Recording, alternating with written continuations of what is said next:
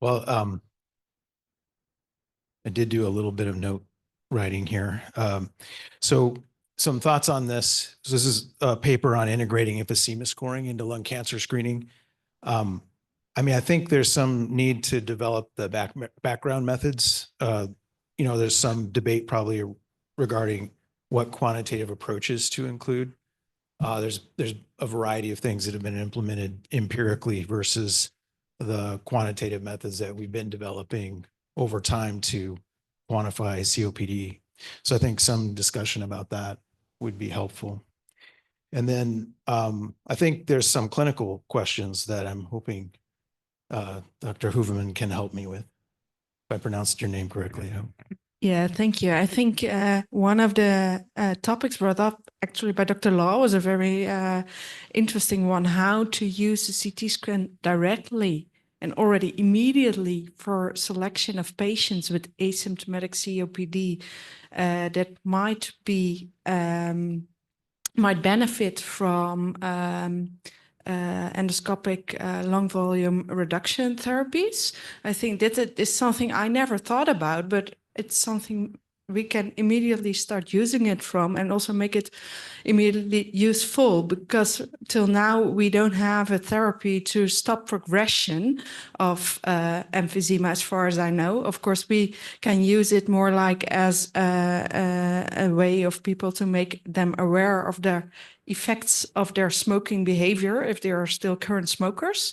So use it as more like a teaching moment. But I think there are more topics that we can touch on in this guidance paper. So please contact us, or maybe you have more. Yeah, well, I mean, one thing that came up in the panel discussion was what threshold, is necessary to engage an intervention, right? And setting those thresholds as a community might be a very useful way to go.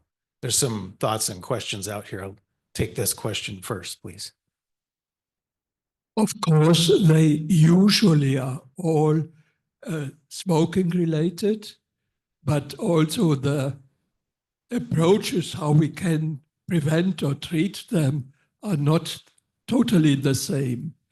And in my understanding, please correct me, in CT, we are primarily measuring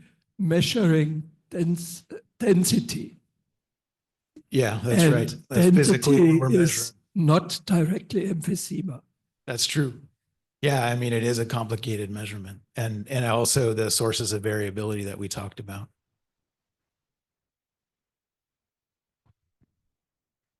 Yeah, and as I said yesterday, I think we are in a transition phase in defining that, and I think it's a very hot at the moment, because we start talking about this because of AI, right?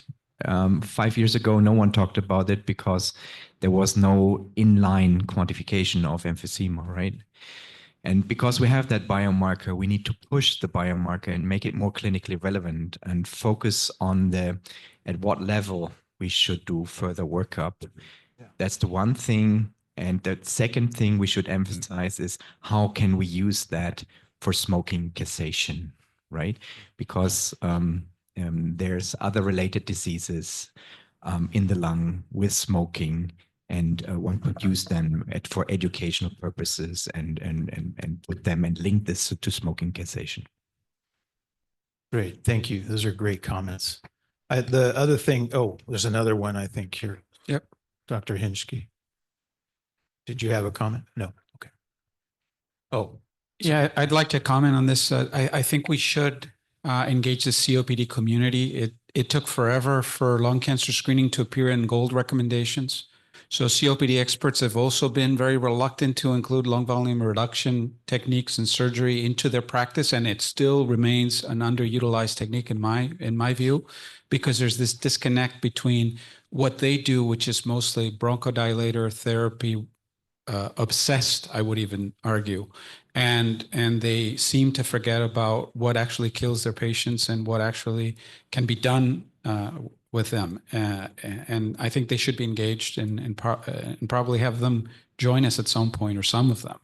Yeah, I agree. That balance between, significant intervention versus trying to mitigate exacerbations.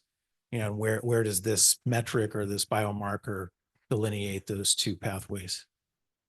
Yeah, Is it- Sean, Yeah, Jim. you've been very much involved in COPD gene and other activities, and I think we have a chance. There's a much greater openness to this kind of dialogue than there has been in the past. And I think we have the American Lung Association willing to help us to extend this even further. So, Luis, I agree with you. Your points are very well taken, but I think it's not bad to just reapproach this again because it is so important. Great. Okay, one other point I think to bring up is the standardization, harmonization question. So how do we best implement a test object or a phantom that we would use to validate the measure of emphysema and density? And also, is there a post-processing or analysis tool that we would want to implement generally, which is a complicated issue given all of the variations that different lung cancer screening programs have on their dose and implementation and complexity. That's probably a topic that should be included, I think, in this discussion. Yeah, David.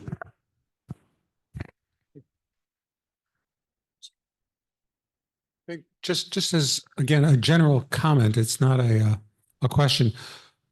What we're hoping happens with these kind of manuscript or papers you're writing is we think the idea of integrating emphysema screening is really important. And the paper you're doing is going to figure out, set the course for how to make it happen, make the case for why we need to do it, and make the case for how it needs to be done. Not a review article, nothing like that. This is really driving, that's kind of the agenda here. Best practices, Yeah. right?